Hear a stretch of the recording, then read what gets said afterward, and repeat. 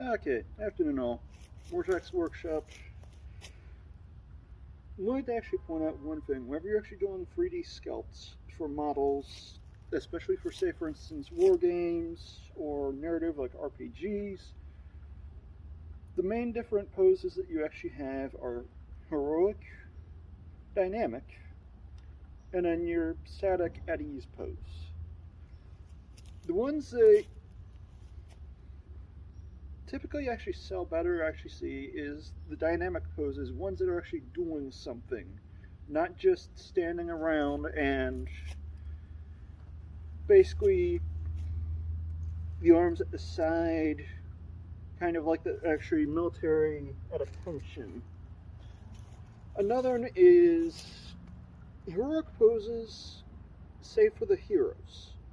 You see too many of them where even if it's a thug model, they'll actually have like the weapon up on the shoulder or just the gun down at the side or, the gun down like this.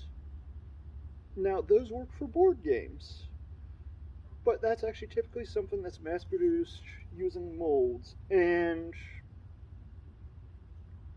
it's fine for board games mass production, but if you're doing 3D printing, it's like comparing older poses from Games Workshop to Corvus Belli Infinity's poses.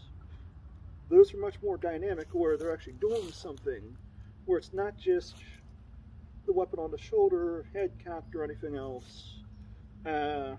Infinity Head does have heroic poses in there. They love their tactical rucks. But actually aiming down the weapon, even at least, is something better. Or if you want, just having it like they're bracing, aiming down. If they have the weapon, whatever the item is, have them use it. Another is, say, for instance, your typical warrior. Okay. Having the shield at the side and the sword just facing down is kind of lame. And if it's actually a grunt, at least have them in like a bracing pose. Yeah, or at least even just actually a static downward swinging. Don't always go heroic and standing still. Now, this also includes roles like, say, for instance, if it's for an RPG, say, for instance, Starfighter. If it's like a mechanic, hacker, or something like that, and you don't know what to do with the pose, have them actively working on something. Actually using the tool, basically. Or, when in doubt, if you're going zombicide,